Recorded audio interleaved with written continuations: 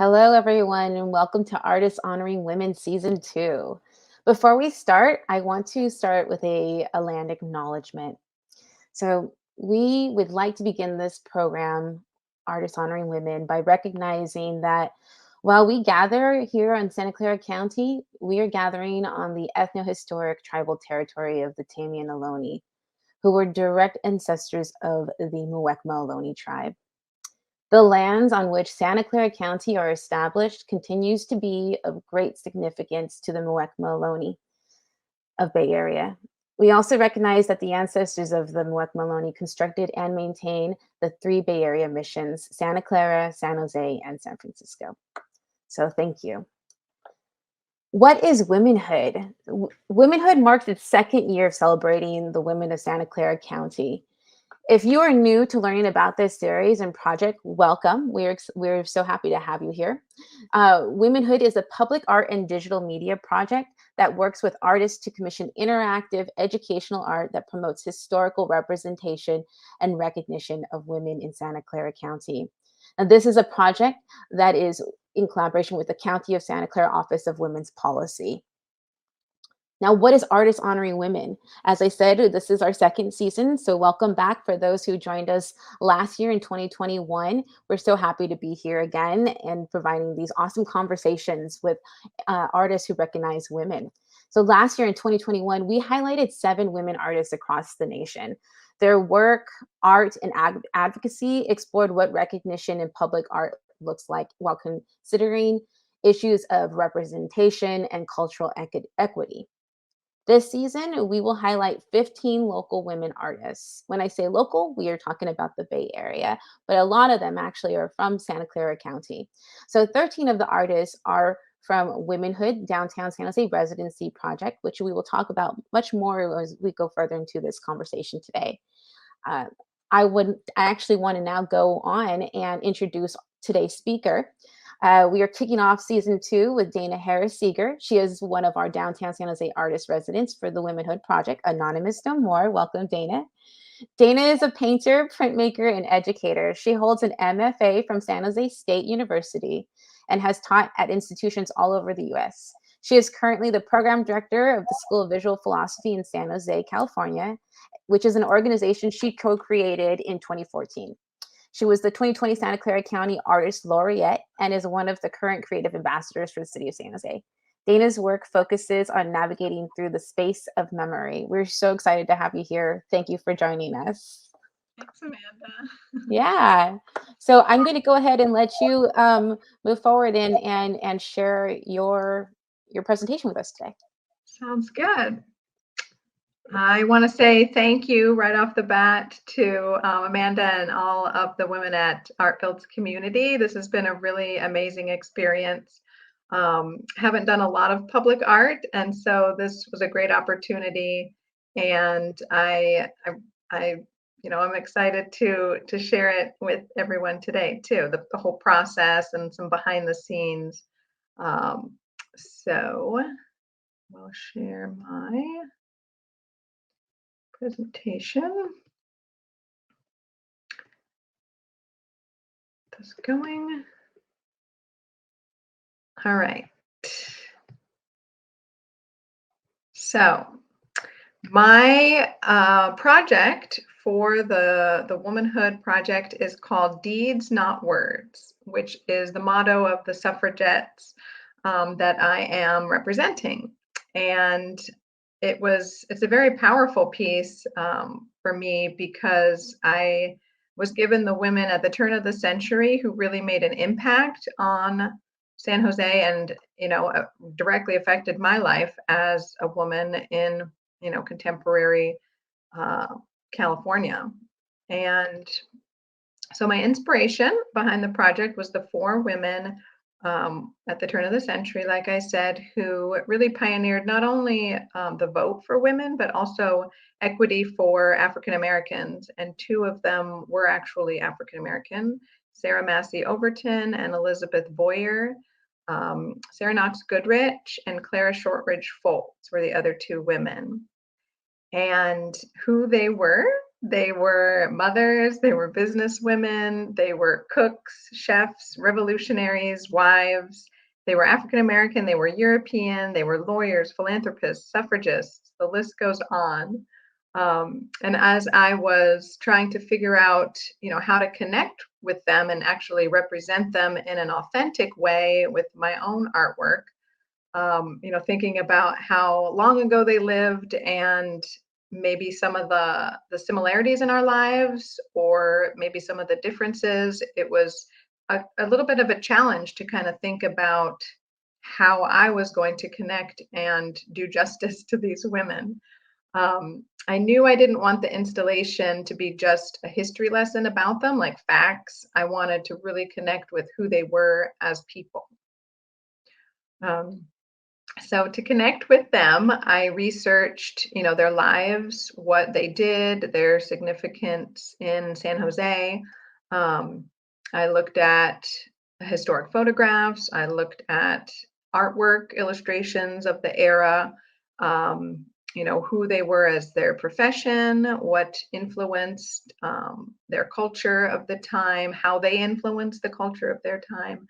And then also I tried to think about what their legacy was that, is affecting my life today. And because it was sort of the Victorian time, I was thinking about this type of illustration and kind of the cameo and the silhouette and how they could be stylized, their portraits could be stylized. So I'll just run through the women really briefly. The first woman is Clara Shortridge Foltz, who pioneered the idea of the public defender, and she was actually one of the first female lawyers in California, and I think the United States. And so this quote from her was taken from a larger quote, but I included it in the window display. And it's, "I ask no special privileges and expect no favors, but I think it only fair that those who have had better opportunities than I should meet me on even ground, upon the merits of law and fact."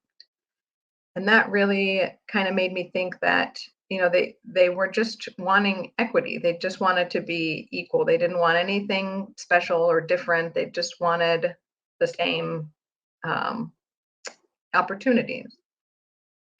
The next woman is Elizabeth Boyer, and she co-founded with another one of the women, the Garden City Women's Club in San Jose.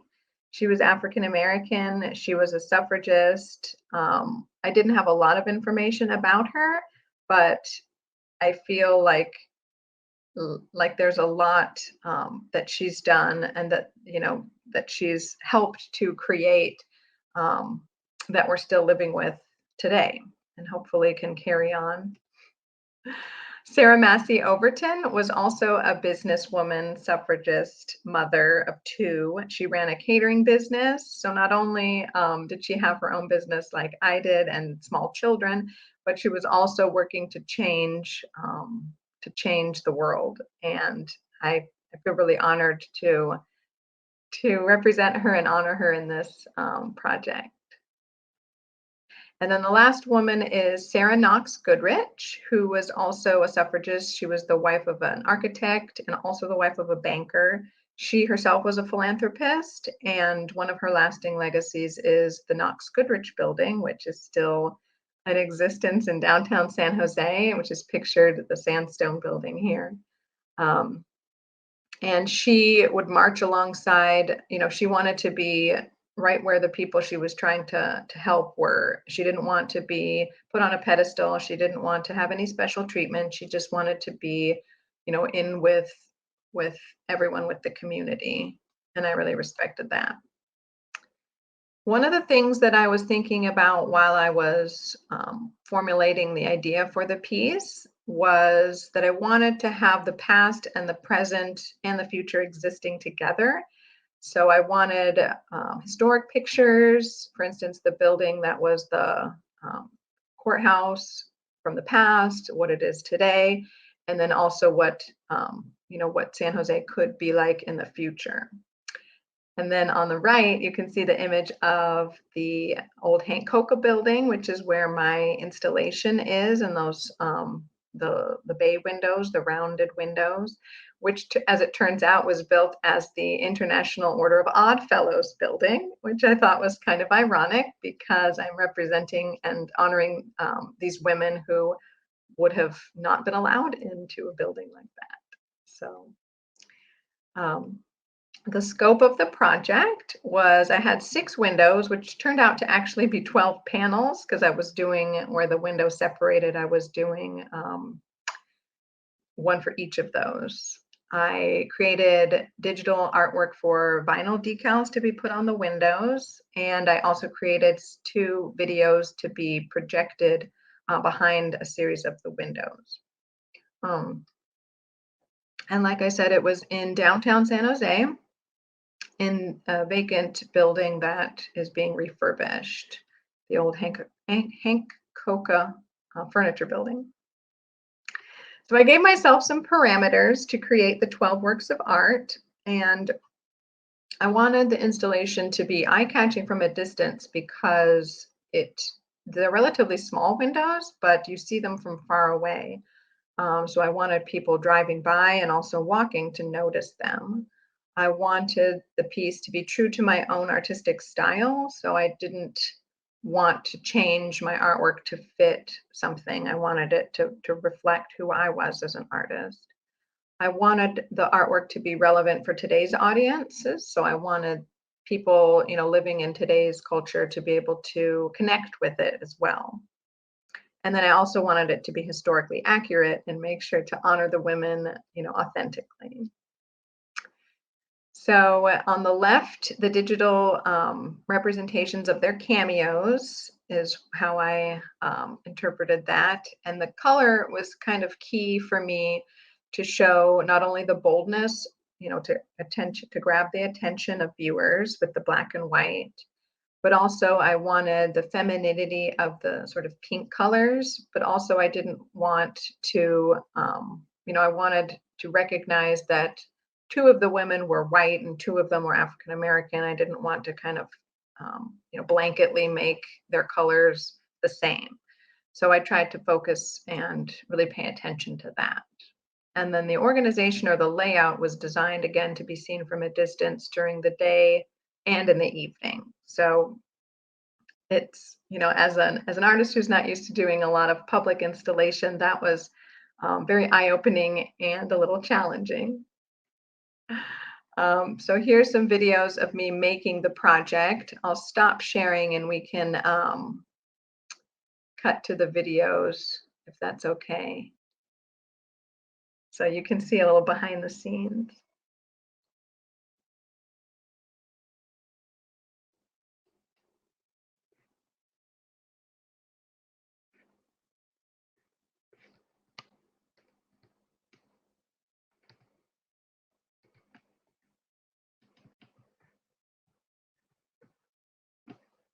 So this is where I am creating the digital artwork, taking my own screen prints and lithographs and prints, and then this is the projection that I'm kind of trial and error practicing in my own house before projecting it into the real world. One more share, I'll just show the final pieces so you guys can see that. Here we go. So this is the top 3 windows. We have Sarah Mossey Overton's window on the left, the middle where the projection happens, and then the right with Clara Shortridge Foltz. And I tried to group them according to their kind of symbols. Clara was a lawyer, so the scales kind of were her symbol, and I used that a lot too in my own work. Sarah had the catering business, so she had kind of the kitchen tools and implements. And then the bottom windows, we have Elizabeth Boyer on the left with the Suffragist Garden Club. And on the right, we have Sarah Knox Goodrich with the buildings and kind of the watching eye of the viewfinder. And looking to the past while also trying to look to the future. So that's pretty much what I have for that. Awesome. Thank you. Thank you so much for giving us an inside look on your process for Anonymous No More. Appreciate it, Dana. Yeah. Oh my goodness. um, We have lots so of questions. yeah, well, I think now's just time to have a little bit of a conversation about, maybe if you want to go a little bit more into, um, I guess we can start at the beginning. Mhm, You heard about this project, I know from myself, right? Because we mhm, know each other. And mhm. but what has made you, other than the fact that you're a woman, made you want to stay engaged with the project and then actually apply, for the Anonymous No More downtown project? Well, as a woman artist, I don't feel like I've gotten, denied just because I am a woman, but I feel like there's still inequities in the world, and I feel like it's also my duty to kind of showcase those, not in a way that's inauthentic or pretentious, but in a way that's real, and um, to try to give other artists, maybe emerging artists, um, the confidence to do that as well, and to show that it's not out of the realm of possibility for them to get their work in public spaces. And I really liked having the um, kind of the historic 19th century Mhm. women, because it was a little bit separate from my own life. It wasn't like somebody that I could bump into in San Jose walking down the street. So I really had to think about how I was going to connect with them. And because my work itself, outside of this project, really involves my heritage and kind of memories and the past, it was a really good melding of the two, um, for this project. Nice. So it was kind of like an easy flow, right? I mean, Yeah. from kind of what you've been doing, and then here's this introduction to womanhood, and this specific project for San Jose, and it didn't feel like you were getting thrown off. It seems to be the case. Yeah. Nice. Awesome. Awesome. So, um, what about the project? Like, what was there anything that surprised you in the because you did a little bit more research, right? You Mhm. provide a little bit more. We gave you a little bit at the beginning, and then you had the opportunity to dig a little bit more. Sorry. It's all right. You're a mom. You said it to us earlier. This is perfect. I love it. It's all womanhood. Juggling, the juggling act. Exactly. Yeah, you're a representation of the Um, woman that you actually showed in your work. yes, it is a juggling. It's a balancing act. Trying to get work done at home at night, while your kids are uh, either in bed or working on their homework.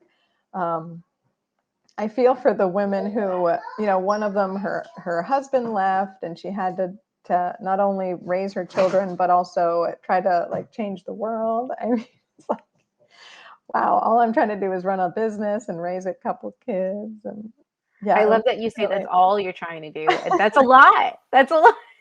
Even yeah, now, I yeah, mean, as you said, it was probably hard in a different way then in the turn of the century.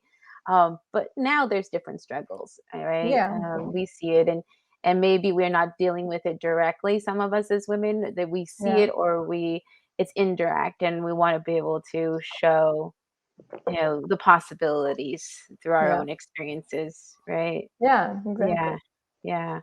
Yeah. So, I guess what I'm also interested in is, did you when you received the project, did you already Like, were you like, oh, I want to work with these women, and I already know how I'm going to move forward with this. Like, did you know? Okay, you want to talk a little bit about No, that not at all. process? Yeah. It was quite challenging because I'm not really used to having like a client tell me they want something done a certain way. I'm used to just making work kind of out of my head and what I want to do.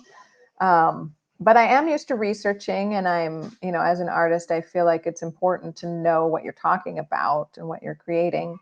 And I found myself kind of getting caught up in the research part and trying, again, I purposefully didn't want it to be like a historical, here's a little plaque with a woman's face on it, and this is who she was. Like, I wanted it to integrate with my own artwork, and it was challenging because I kept like sort of defaulting to oh, well, this is what they did. This is, who they are. And it took a lot to kind of evaluate like how I fit into that, to their trajectory.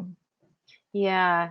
And do you think that when you thought about the way you'd move forward with the project, what you've done in the past with your own history, your family's history, things that I've seen your work, you bring those histories into your work in different ways, whether it's through the screen prints or the paintings that you do. Did that did that kind of help make something click? Like, oh, okay, this is definitely going to make sense, and this is how will guide me. Yeah, I think I started out thinking about wanting to represent them with the cameos because I thought that was sort of like the right time and genre. Yeah. And then I was thinking about who they were and how I was connecting with them and how I use these symbols. So, for instance, like the scale, the balance scale, I use it to symbolize my. I love it. I use the balance scale to symbolize my motherhood of twins, and also the fact that I'm an identical twin. And then I started thinking about, well, what would these women's like symbol be? What would represent them if I was going to give them something? And so the scales I was thinking about for Clara, because she was a lawyer, and that's kind of a clear kind of representation. And then so I started kind of developing that and thinking about like, if I were them, like what would my kind of symbol be and how I would represent that in either an illustration or with the lithography and the screen printing. When you were doing the research, what I just because that's what I do, I can start doing. I find myself sometimes when I do start digging in to a specific area that I get lost, and then I end up just not doing something else that I'm supposed to do doing, because research can do that to you. Yeah. I have all these books back here, and I've definitely been stuck on some of them, so I understand that. So was there anything that you were hoping you would find out, or that you wish you could have learned more about? Because I know for myself with some of those women, I feel that way. Yeah. Well, learning, it was clear. I was given like, I don't know, 9 women, and I chose these 4 because they had a thread. They were suffragists. They were trying to enable women to have a say. But also the fact that 2 of them were African American, and there was very little about that. I was kind of really trying to find more about that. And I actually found a couple more women who were sort of leaders in that sort of group. But like with Elizabeth Boyer, there was hardly anything on her, and I was trying to find these like research, journals, and like any mention of them was like, oh, I think there's it's only a one nugget. photo of her. Yeah, there's only Yeah. about one photo of her that's out there, and Yeah. it's not very clear. I know I'm with you on that. I had a hard Yeah, I mean, time they would say myself. like Garden City Women's Club, but like, what was that? What did it do? There was Right. no other kind of mention about what happened, and then it got, like jumped to, I don't know, the 2000s, and it's still going. There's Right. still some legacy of that, but there's Yeah. no segue. Like where did it get lost? Like what happened? Exactly, exactly. And I think that's a big reason why we're doing these projects, right? Why Yeah. we are doing the Womanhood project overall with the county, and that we were able to start this one with the city of San Jose. Um, so that to make sure that these stories live on, or that Mhm. we can find out more, and Yeah. perhaps somebody who's watching this will have some history on that person and can come to us and say, hey, Yeah. I know, here, let me send this to you. And if you do, that would be great. Yeah. I do have a question here that we have prepared is, how do you think future womanhood projects, temporary or permanent, can further explore memory through public art across the Mm, county? that's a great question. I think with memory, it's about the stories and the accounts. It's about the personal connection. Because with memory, you have to be there, right? You have to have it. You have to Mhm. have the record and the lineage. And so trying now to get the records of those stories and um, talking to people who have connections would be, I think, the best place to start. And then recording them. I went to, when I was visiting my ancestral home in Tallinn last year, 2 years ago, there was a really amazing exhibit about the sort of the communism, how that had an effect on the culture of Estonia. Mhm. And I mean, I didn't live through that, but I felt completely moved, like I was totally connected, and I could see the way that they exhibited it with the stories and the accounts and the photographs. I think, if there could be some kind of even temporary exhibit where there's testimonials paired with pictures, paired with video, of people talking about how they were impacted. I think that really moves people, you know. Absolutely. I think we had another question here, and I think you just kind of actually answered it. It was, how can the greater public of Santa Clara County, or even just like immediate neighborhoods, right? We have our North Side neighborhood, or Rose Garden Mhm. in San Jose, but other cities in the county have their own neighborhoods. That how can they benefit from the public artwork that focuses on memory and women's contributions? And it seems like what you just said is that, right? Is that we get to experience something that a part of history that we end up bonding with Yeah. in some way. Um, Yeah, if we can make it relevant or exist in the present somehow, like if it's not just like a page in a history book, but if there's like a voice behind it, or a picture or a representation, I feel like that helps that connection. And then people walking by, they get a connection, and they can kind of understand, oh, you know, this matters. It's mhm. not just like something that happened ages ago. It doesn't have any Right. impact. Yeah, and you're okay. We know you're a mother, right? You're a wife. You're an artist. You're all these things. Um, so I think when we talk about the way people experience memory and history in neighborhoods through public art, you know, um, how do you think that would impact, say, your children? Like, how have you experienced that so far? And then also, not just what you guys have experienced so far as a family, and what you've seen your children experience, but also if they were to experience more stories about women, Mhm. right? What do you think? How do you think that would impact them and just people? What are your thoughts on Yeah. that? Yeah, I mean, you know, as a parent, I'm always searching for not only things to show them and read to them, like story books, movies. There just seems to be a real lack of um, like authentic but good quality stories about strong women. And not just for my daughter, but also for my sons, Of like course. what,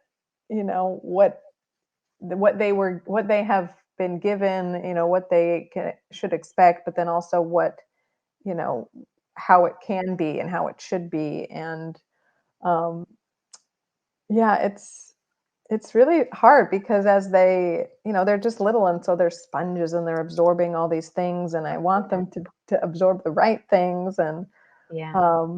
I try to integrate them into what I'm doing all the time. And so they make art with me, and they come and, what are you doing, mommy? And so I'll tell them, what I'm doing. And I try to explain it in the best way I can so that they'll understand, how it impacts their lives and Right. who they interact with on a daily basis. Yeah. And as a business owner at the School of Visual Philosophy, and how, I mean, I guess also, what are the conversations like there? Were you able to share this project with any of the artists there? I know you have a mix of artists that have studio space there, and was there a conversation? And just curious to hear if they had any thoughts on this project and what they think. Maybe even they said, "Oh, what if you did it?" Or, "It would be great if there was this kind of artwork that represented a woman." I'm curious if there was conversation around that. Yeah, I mean, I'm always experimenting with the technology and how it can stretch to do what to fulfill the needs that I am trying to put on it, um, which is a challenge sometimes. And because we have such a diverse range of artists, it is nice to get feedback because they often have different ideas about and perspectives about how to exhibit something or how to integrate something. And I think I was doing the screen printing part, and the artists come in and ask me what this is for, and sometimes I'll say, I don't know, like I'm creating this, but it might be applied to like any number of different things. And I think that's the great part about art, but also the printmaking medium itself, is that you can make a copy, but then it can be integrated in all these different ways. And it is nice to have that community too, to just talk about things and how other people are impacted by these Yeah. ideas. I mean, I don't live in San Jose. I work in San Jose and I own a Right. business in San Jose, but a lot of the artists do live around here, and they have very strong opinions about their neighborhoods. It's a Of very course. neighborhood driven city. And yeah, it's interesting. It's eye-opening about the ownership of where people live, and how they think that should be portrayed, I guess. Yeah, and that's huge, right? I mean, San Jose is a big city specifically. I mean, the county has 15 cities, but San Jose itself is huge, and there's just a number of neighborhoods here, and we all are very proud about our specific area. I understand. Yeah. So, you had the opportunity to pay tribute to a good number of women, right? Mhm. There's 4 women, and as we move forward with these conversations, artists honoring women, we're going to learn more about the other artists and who they pay tribute to. So, but I'm curious, if you had the opportunity to pay tribute to another woman or group of women, who would that be, and where would you do that in the county? Good question. Um, I And that could be somebody living or not. Just Yeah, actually, this brings up something just popped into my head. But in our neighborhood on the Alameda, they're putting in a public park. It's still in the like development stages, but the naming of the park was open for public discussion. And so my suggestion was a woman artist who actually passed away, but who was instrumental in the Institute of Contemporary Art. And I feel like there's women who are helping to change the world, but also the artists who are doing that as well. As an artist, I feel like sometimes we are looked kind of down upon as not super contributing members of society. And I think that's not true. And, to honor a woman artist, whether living or deceased, I think is important for society to know that they did have an impact. Yeah, absolutely. I agree with you. It sounds like that's a woman we all should know about. Yes. Do you want to say who it is, or It was Susan O'Malley. Susan? That's right. Yeah, she Okay. was the Yeah. curator. Yeah. Yeah, she was amazing. No, I Yeah. do. I got a chance to meet her once, and right before she passed. So, and her work still lives on, and Yeah. it's very Mm. um, uplifting. Yeah. You know, Yeah. so people who don't know who Susan O'Malley is, look her up. Her work is fantastic. You can, it's known kind of throughout the United States Yeah. right now, definitely. Yeah. So crazy how that happens.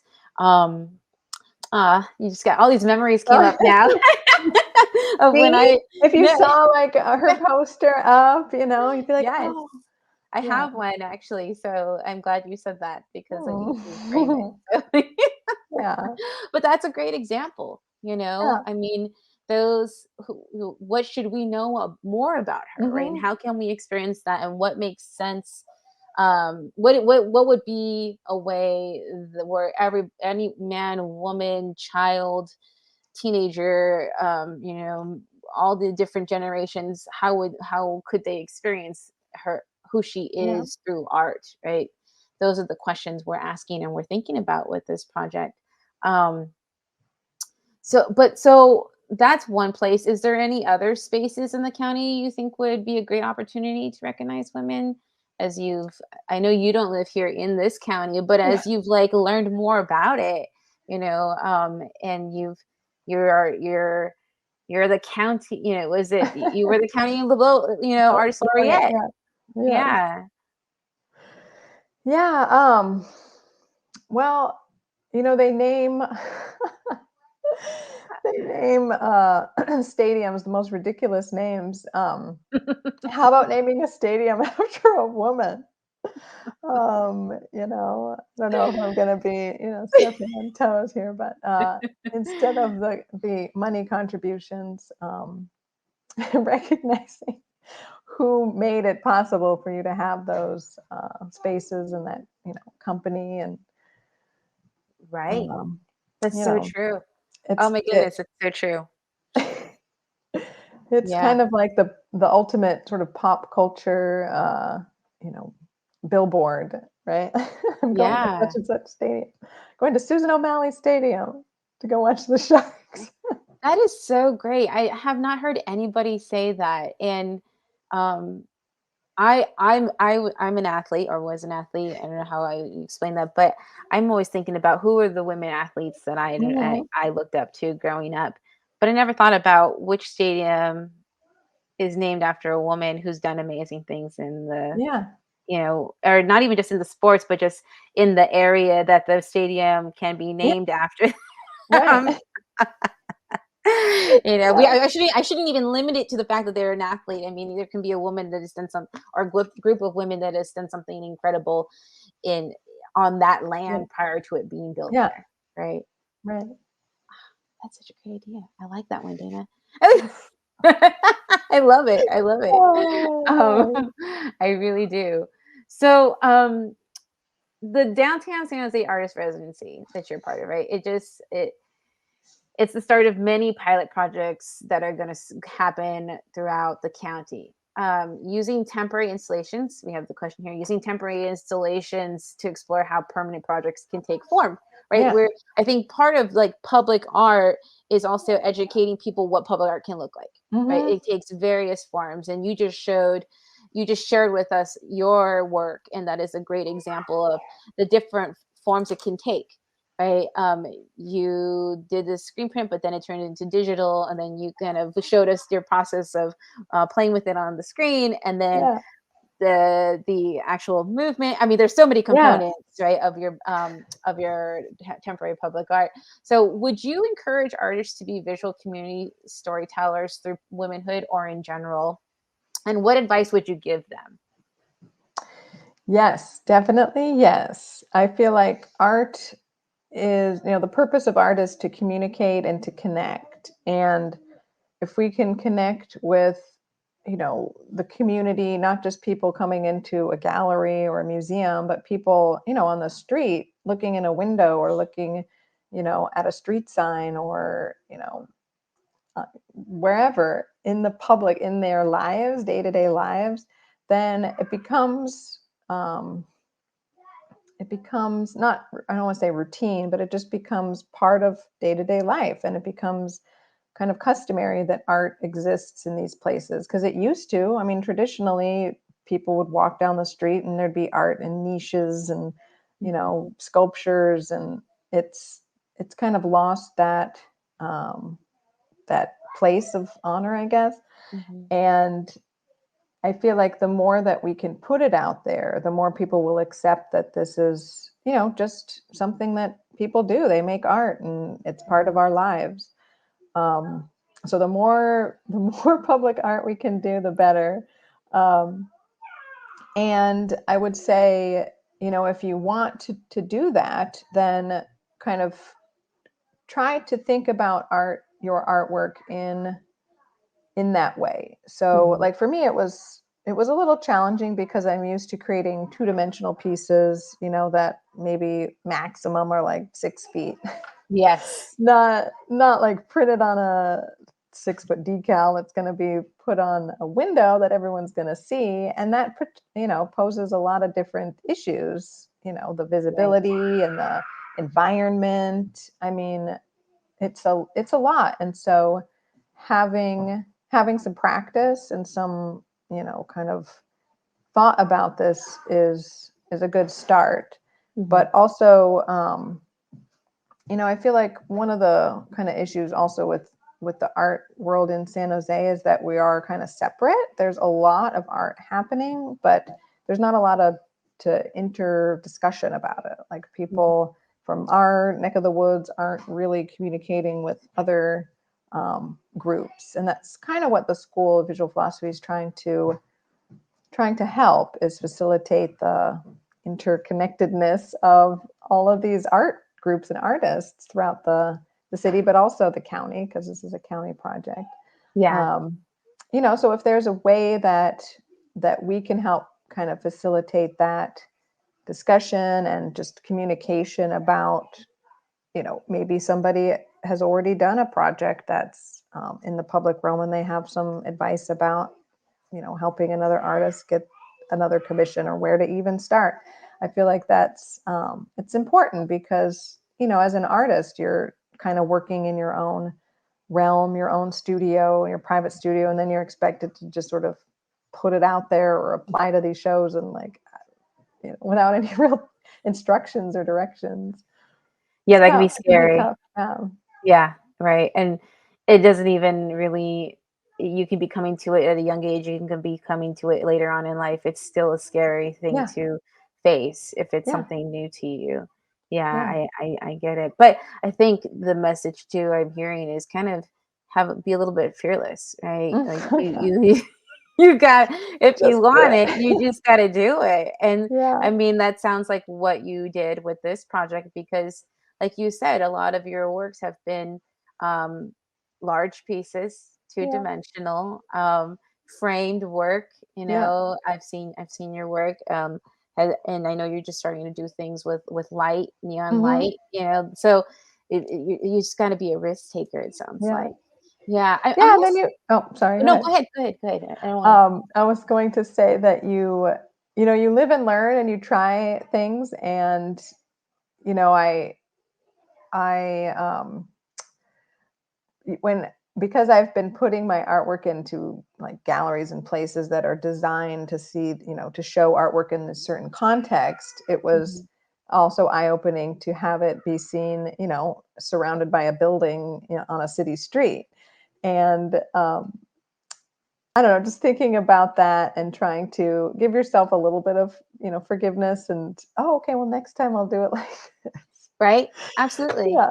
Absolutely. I mean, I think that that's a big takeaway for artists to, and those even who have been doing it for a long time, Yeah. it's like that reminder of to Yeah. take that risk. And it might not be something that you typically create, but it can open your eyes to new ideas, Yeah. right? Or how you can do something differently next time around, or whatever it may be. Yeah, yeah.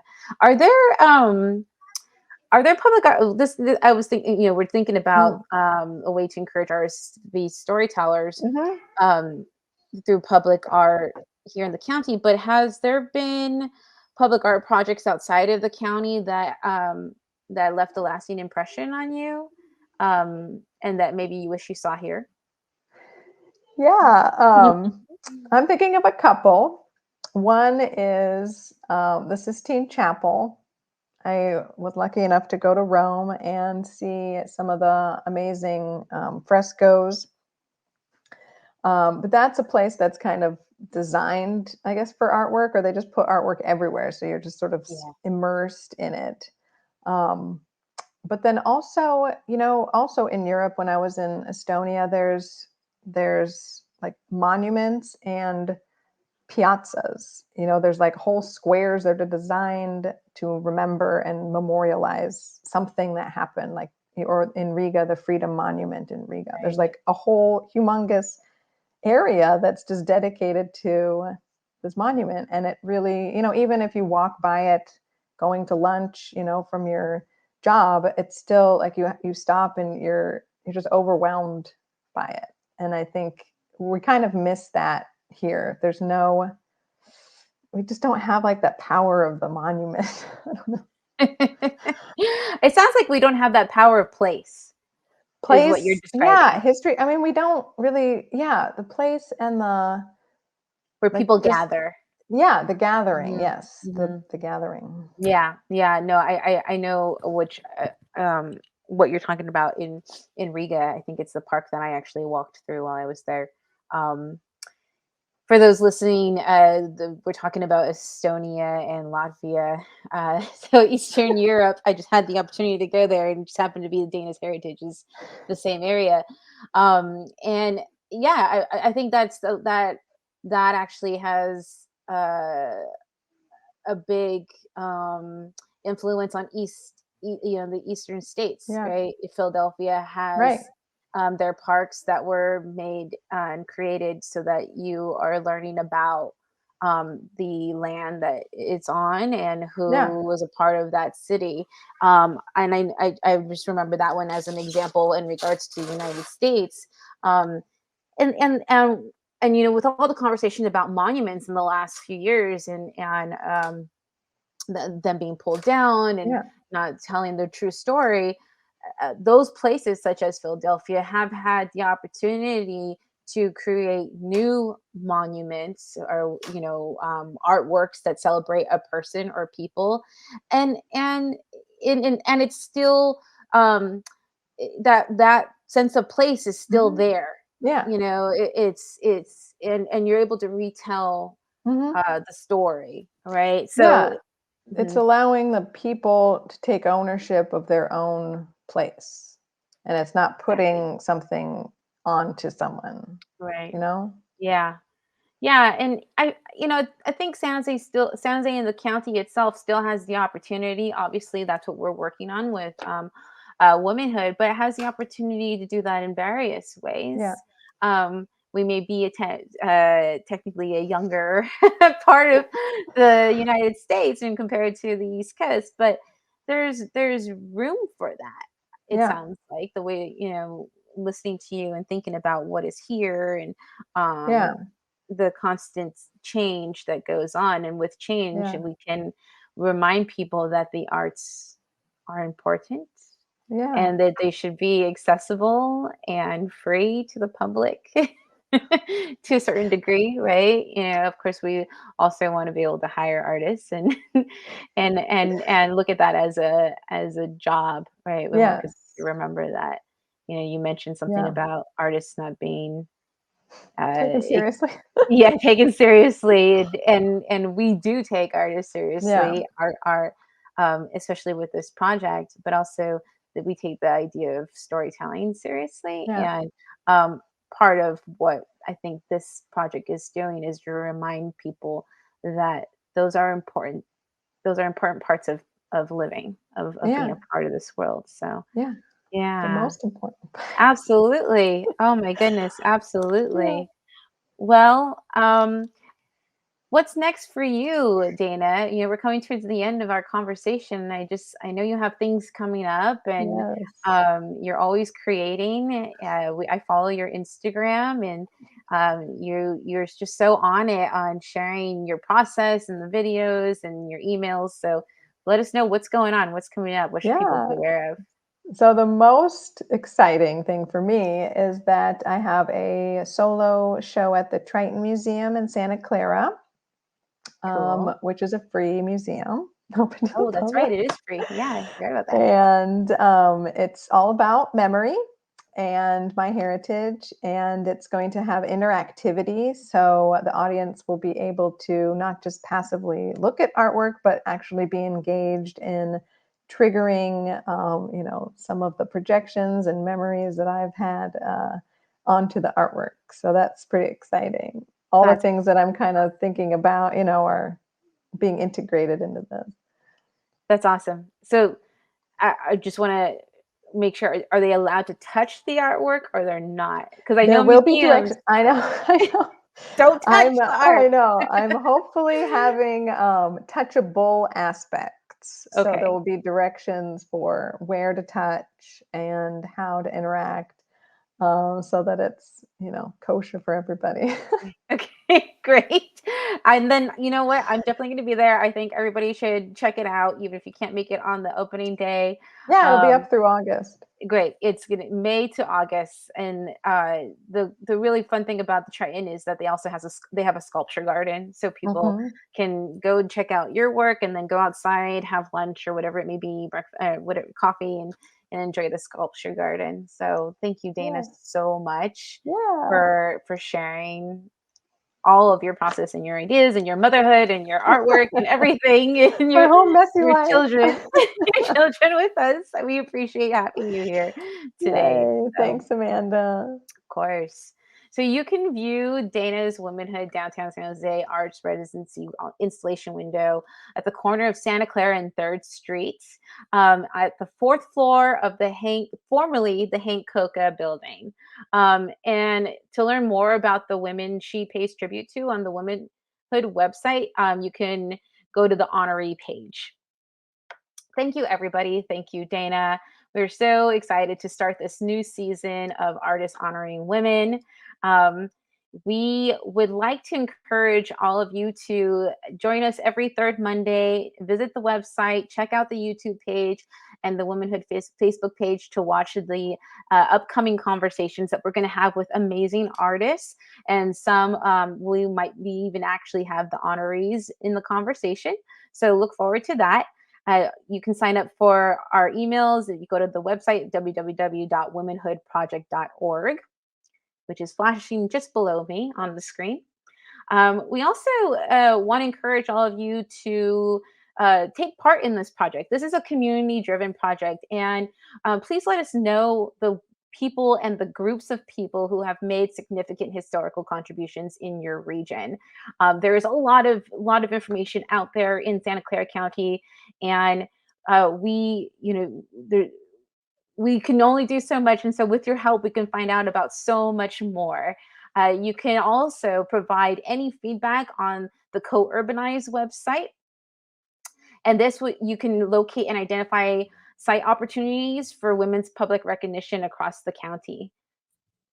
What are the areas in your neighborhood or community that hold historical significance? And are there any gathering spaces or cross streets or whatever it may be that we should be aware of that either have already been named after women that we don't know about? You can provide all of that information there on the courb.com/womanhood.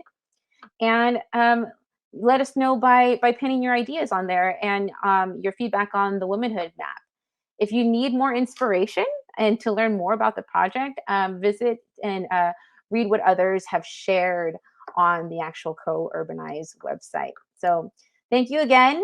And we are so excited to start this new year of Artists Honoring Women. And we look forward to having you at the next conversation.